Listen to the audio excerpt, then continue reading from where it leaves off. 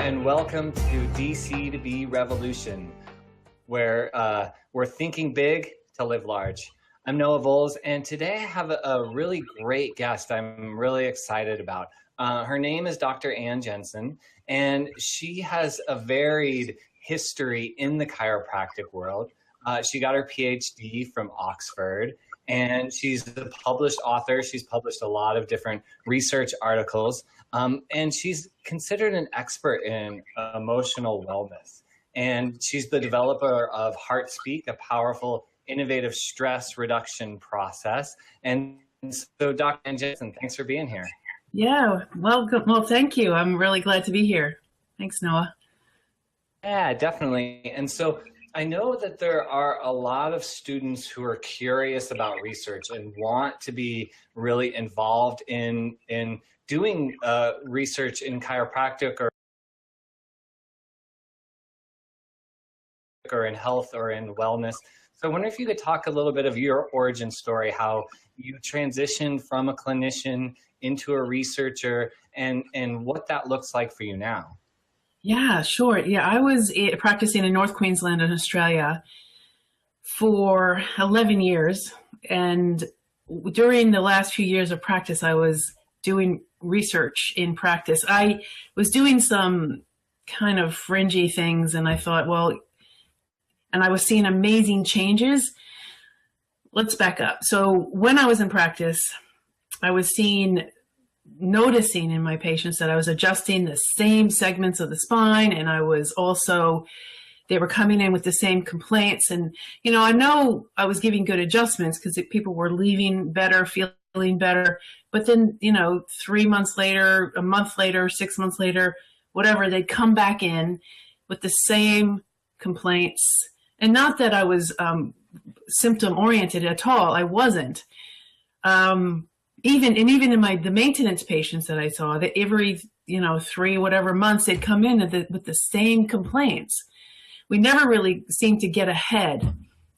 We just seemed to be keeping things at bay. So then I went back to my original chiropractic philosophy from D. Palmer. What are subluxations caused by? Yeah, because I was really curious as to why I had to adjust the same areas of the spine each time. Subluxations are caused by trauma, physical stress, toxins, chemical stress, or thoughts, mental, emotional stress. And, we chiropractors were quite good at addressing physical stress. And a lot of us are good at chemical stress, helping people detox and have the right nutrition. But we didn't have very many tools to address mental, emotional stress, to help patients with mental, emotional stress. And sure, an adjustment will help people feel better mentally, emotionally, but why did it keep coming back? So I started looking around, I took a bunch of courses, and I was seeing amazing results in my practice when I started to add this component. So that's when I started to say, hey, we got to do some research on this. What am I seeing in practice? Is it really what's actually happening? So then I started designing a few little studies, and I started to do some data collecting in practice, and I found out I was doing research really poorly, really badly. And as a result, it was really hard to publish what I had done. So I thought, right, if I'm going to be serious about this, and I was very serious about, helping chiropractic profession advance, I had to put my money where my mouth was, so to speak, and actually contribute to the evidence base. So then I started looking around who was doing good research, who was doing good clinical research. And really, it was Oxford in the UK. So I applied on a whim, and I actually got accepted first to do my master's. And so sold up in Australia, off I went to the UK, and did my master's and then my PhD. And I don't exactly know how I got accepted to either. Knowing what I know now, it must have been a fluke. And here we are later with 2 masters, well, a master's from Oxford, a postgrad certificate from Oxford, and a PhD from Oxford. So it's been an interesting journey for 10 years. Yeah, that's so crazy. And so I'm when you were at Oxford, were you primarily doing chiropractic research? I mean, you said it was kind of a fluke that they let you in the first place. Oxford is not the first place that I think of when I think of evidence-based chiropractic research. So can you unpack that just a little bit for us? Sure, yes. Yeah, so, yeah, it was really interesting. Yeah, I was the only chiropractor around in the program, and the only alternative healthcare professional as well in my PhD program. In my master's, I was pretty much the only alternative person in there too. Most of them were psychologists and social workers of that nature. And I was not only doing something that was off the beaten track for clinical medicine, I was also doing something off the beaten track for chiropractic. I really wanted to study the effect. I wanted to do a big clinical trial on an emotional healing technique with depression. Your average normal everyday depression. Not that depression is normal, but the feeling blue, not the clinical, major depression where people are suicidal. Not interested in that. I wanted to help the general population just lift it and feel better, which I had success in practice. So that's what I got accepted to do my PhD for. But then when I was demonstrating this kinesiology-based process in my department. By the way, my department at Oxford and my PhD was the Department of Primary Care, Health Sciences, which was hardcore medical researchers. I had some of the top names in medical research around me. And also in my department was seated the Center for Evidence-Based Medicine. So this is where it was happening. So when I was first doing my very first presentation in my department, and in your first year at Oxford, you're pretty much just figuring out what you want to do. So I was demonstrating. There was about 30 people in the room, 25, 30 people. Some of my students, cohort, and PhD students, and some medical researchers. And I really didn't know who was who at the time. And I was demonstrating my muscle testing technique. And a statistician in the back of the room stood up and goes, "Look, could you just stop talking, please? Because if you don't stop talking, I'm going to leave." And my supervisor, bless her, she stood up and said, "Look, this has not been proven. This is not scientifically validated. She's doing exactly what she needs to do and in exactly the right place." And so he sat down, and it actually turns out that through 2 years later, that fellow in the back of the room became my secondary supervisor. Wow. So yeah, he was very impressed with the research methods and the data we were getting, and he came on board. Yeah. And what's really interesting, at my graduation, my supervisor, my primary supervisor, confided in me that, she was a GP and a medical researcher, hardcore medical researcher. Both of them were, by the way. She confided in me that, she really didn't think this was going to work. So she wanted to be there when it happened. So it was interesting. Yeah, it was heckled, harassed, ignored. Pretty much most of the time I was at Oxford. I was at Oxford for the better part of 10 years. And it was only in the last couple of years that people started to pay attention to what was happening. Yeah. So actually, as a result of that, the first presentation I did at my department, and a few other things that happened in that first year, I realized, I was actually told, no, you can't actually do a randomized trial on this process until you show us that muscle testing actually works. So then I started to validate muscle testing, and that took a life of its own. And in the end, I wound up putting the depression study on a back burner, and then just did a series of 6 diagnostic test accuracy studies on the validity of muscle response testing, the way I use it. So which wasn't kinesiology, applied kinesiology, by the way. Applied kinesiology is one thing, but the muscle testing research I did was not applied kinesiology. It was just muscle response testing. Got So it. anyway, So they're similar, but they're related. They're similar, but they're not the same thing. yeah. So there's a few basic differences. In AK, you are testing a variety of muscles, and the weakness will mean certain things like organ dysfunction or neurological dysfunction, which might mean organ dysfunction or whatever, meridian dysfunction. But with muscle response testing, which is used by about over 1 million people around the world. And why, by the way, also applied kinesiologists use muscle response testing, but they make fun of it. They call it the arm pushdown test. But one of my first studies I did was to determine how prevalent the arm pushdown test was used, and it was used by about over 1 million people around the world, we estimated, which is quite a lot. And yeah, so AK tests every muscle. Muscle response testing is basically the same indicator muscle over and over and over again, with changing what you're testing for. Does that make sense? Yeah, completely. And so it sounds like, you know, the progression changed and you validated muscle response testing. Is that what I'm hearing? Yeah, actually, yeah, we got some very exciting results. My first study, well, the first study was a prevalence study, but then the first diagnostic test accuracy study, it was quite a big study with almost 100 people assessed.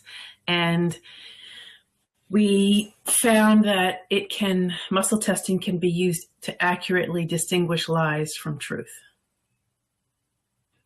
Cool. And so okay. Yeah. No, go ahead.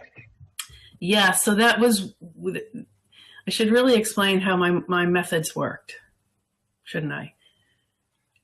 Well, we can also put links to your papers in show notes, because that will explain exactly what you did, which was beautiful. Yeah. Yeah, so they didn't believe me that I got such a big margin that they had me to replicate it. So the replication study, and then 3 or 4 studies after that supported the findings of the original study. So we have now we have 6 studies to show how valid muscle testing is, which are now in the process of being published. So it's just kind of exciting. Wow, really exciting. And so what impact do you see all of these studies having on chiropractic? Or really, I mean, muscle response testing is not exclusive to chiropractic. So what do you see the response being to that validation, and how is that really going to change the different types of conditions or symptomology that muscle response testing is able to provide information towards? Yeah, you're exactly right there, Noah. Muscle response testing is a tool. It's a test, and any test gives you information. That's exactly right. And how you apply that information is up to you, the practitioner. And then, there's different ways to apply it, whether it's through applied kinesiology, through touch for health, through total body modification, heart speak, contract reflex analysis, CRA. I mean, there's 100 different techniques that apply the muscle testing within it. And as far as how it can be used, so now, yes, we found that muscle response testing can be accurately used. Now, each of those technique systems is responsible to show that their whole technique system is effective. For instance, we've been working with the NOT people, the neural organizational technique people, and we're planning a study, hopefully, that will show that NOT is effective for traumatic brain injury. So while it's going to be a randomized trial where we'll have a series of participants who have had traumatic brain injury, and then they'll be put through the specific NOT protocol for them to see if and compare them to a control group which won't receive the NOT process, and we'll compare the results to see if the NOT is effective. So then, okay, so the next step now is to show if these different technique systems are effective and how effective.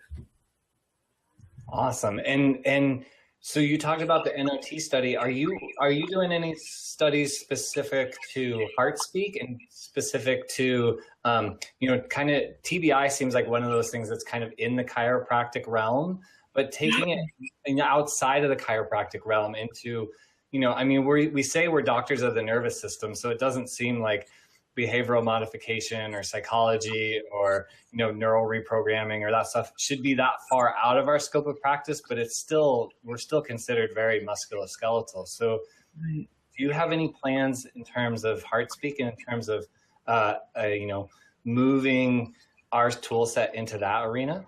Well, yeah, actually, I just spoke with a member, excuse me, a head of the IRB, excuse me, an IRB committee today about the possibility of doing some research on heart speak, and and also muscle testing. I want to do more muscle testing studies and more specifically surrogate testing, which is really common from under muscle testers, where you're using another person's muscle to test the someone who can't be tested, for instance. And I also like to do muscle testing, self-testing, which is also quite common out there. But as far as heart speak goes, we are looking at reducing stress levels. It's hopefully going to be a pilot study, hopefully get it approved sometime soon. See if heart speak can reduce overall stress levels, what the participants are actually experiencing in real time. So that's on the cards. I mean, I have lots of ideas, but, you know, only so much time to do it.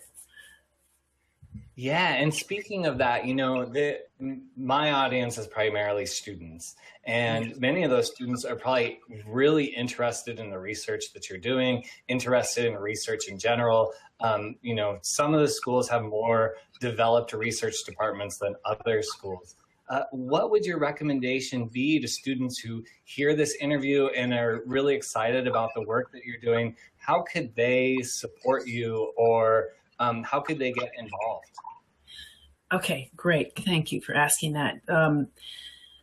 First of all, there's a couple of things. When I was in chiropractic school, and for most of my pre-Oxford life, I was told, oh, do a case study on that. Oh, do a case series on that.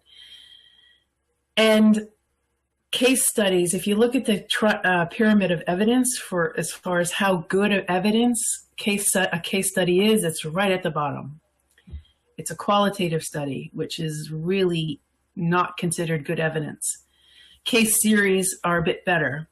So even though we are told to do case studies, I'm going to really urge you guys to not to, oops, I don't know why it did that, but to not do case studies, to actually take the plunge. And if you're going to do a case study or a case series, do a small trial instead. It doesn't really take that much more effort. In data collecting it does, but in the writing up and the analysis, it really doesn't. So I would suggest that, first of all.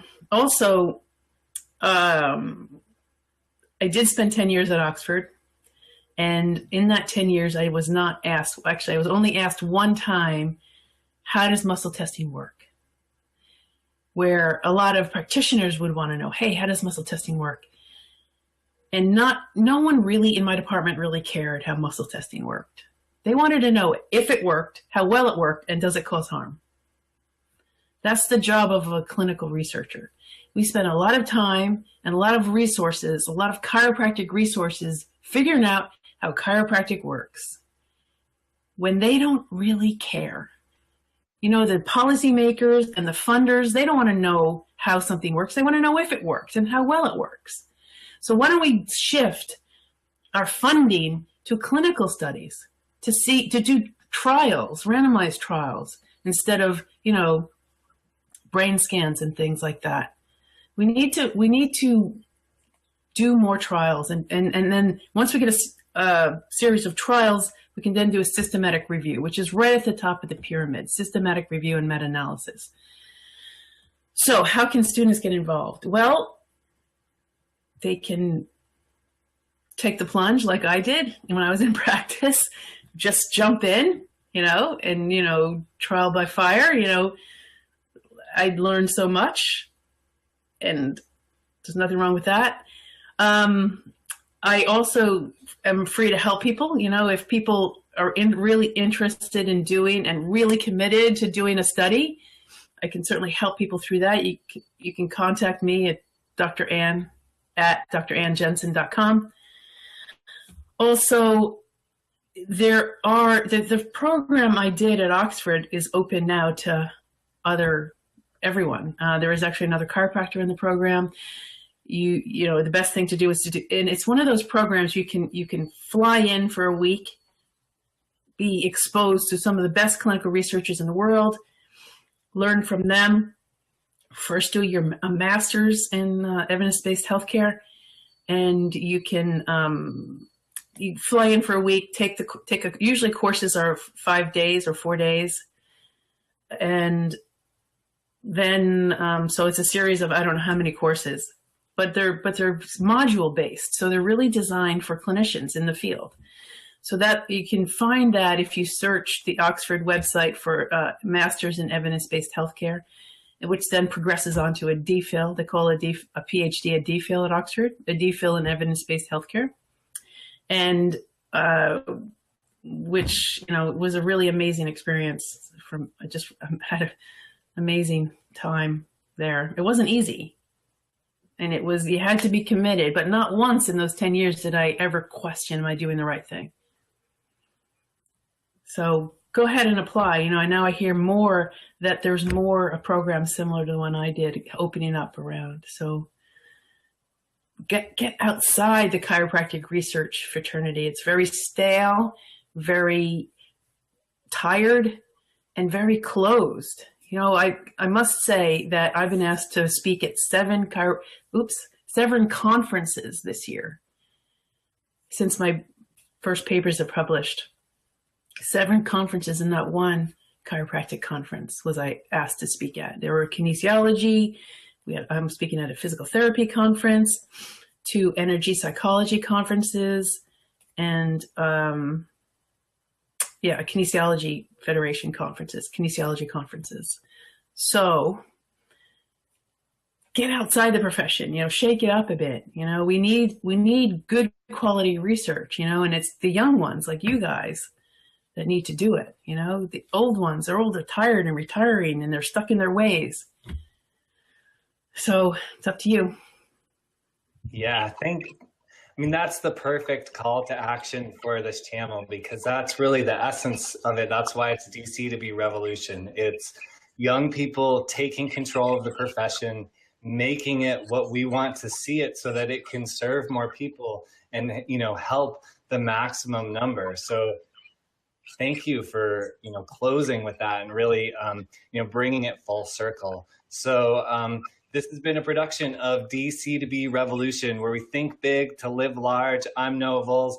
Dr. Ann Jensen, thank you so much for all of your advice and wisdom. And, you know, this is to chiropractic research flourishing in the future. Hear, hear.